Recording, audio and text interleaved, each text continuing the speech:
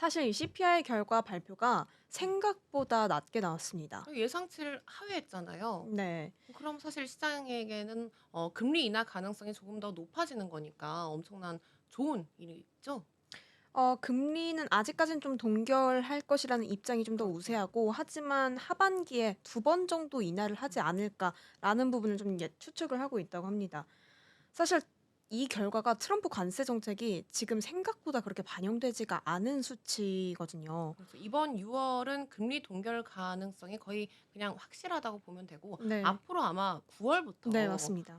금리 인하를 올해 또 두 번 하지 않을까라는 이야기가 나오고 있는데 그래서 그렇게 되면 CPI가 사실 예상치를 하회했지만 그래도 이 주가 반등에는 큰 기여를 안 한 걸로 좀 봐도 될까요?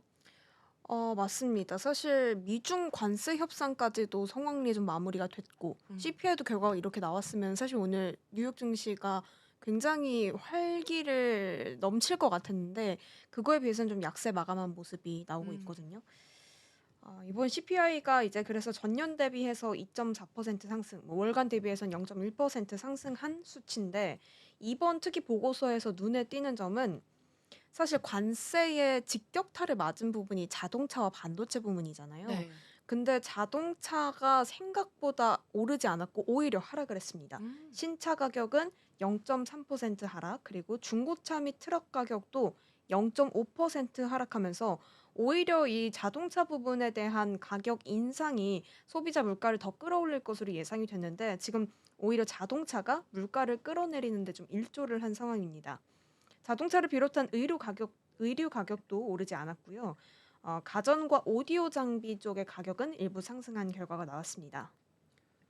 이 발표를 두고 많은 전문가들과 분석가들이 평가를 하고 있는 부분이 있는데요. 네. 일단은 관세로 인한 물가 전이는 거의 미미한 수준이고, 생각보다 이 자동차 가격의 하락이 시장 지표를 좀 부드럽게 만드는 데 일조했다. 음. 하지만 너무 안심해서는 안 된다. 지금 기업들이 그나마 관세에 대비해서 재고를 확보하고 있고, 또 소비자도 그냥 좀 심리적으로 뭔가 돈을 쓰는데 위축됐기 때문에 반영이 안 된 것뿐이지, 이 관세가 본격적으로 적용이 되면은 음. 물가가 폭발할 수도 있고, 이 부분은 계속 좀 지켜봐야 한다. 또 기업들이 10%에서 15% 가격 인상을 감행하면은 결국 이게 다 소비자에게 전가가 되는 거잖아요. 사실 5월 CPI가 예상치랑 부합을 했다면 어떻게 보면은 '관세 충격이 소비자 가격에 본격으로 반영을 할 수 있다. 반영된 거다.'라고 시장이 전망을 했었는데 이번에 또 시장의 예상치보다 하회하는 결과가 나오면서 아직까지 관세 충격이 소비자 물가에는 큰 영향을 안 네. 미쳤다고 볼 수가 있죠. 네네. 그렇게 음. 결론을 지을 수가 있고요. 아직은 소비자 심리가 좀 위축이 된 상황인 거죠. 사실 그 CPI도 세부 사항 데이터를 이번에 안 봤었는데 또 앵커님께서 말씀해 주시니까 자동차 부분이 또 그렇게 네. 됐었구나 싶기도 하고. 오히려 부품 쪽은 그래도 가격이 인상됐다고 하는데, 이 음. 자동차 그냥 전체 이 신차와 관련해서는 가격 인상이 되지 않았다고 합니다. 네. 전문가들은 그래도 이제 하반기에는 물가 상승의 위험이 많다 해서 좀 장기적으로 인플레이션이 봐야 한다라는 좀 입장이 나오고 있는 것 음. 같고요. 그래서 올해 말에는 우리가 어디에 도달할지 아무도 모른다. 이런 좀 의미심장한 말들을 남기기도 했습니다. 그쵸. 앞으로 몇 달간 인플레이션 상승 압력도 지속될 것이고, 지금 또 인플레이션 영향을 주는 부분이 관세뿐만 아니라 지금 트럼프 행정부의 이민 정책도 리스크로 좀 꼽고 있습니다. 그렇죠. 그러니까 관세랑 또 이민 정책 때문에 앞으로 노동률도 계속해서 떨어질 것 같고 네. 그러니까 연준은 그러다 보니까 지금 굉장히 고민이 너무 많을 것 같아요. 맞습니다. 물가는 아직 안정화가 안 됐는데 트럼프 대통령은 계속 금리 인하를 하라 하고 맞아요. 그러다 보니까 어떻게 보면은 파월 입장에서는 어떻게 할지 모르는 그런 상황이 오지 않을까라는 생각이 드네요. 네. 게다가 또 트럼프가 이 파월 의장의 임기가 얼마 남지 않았잖아요. 네. 금리 인하를 서두르지 않으면 이 차기 연준 의장을 음.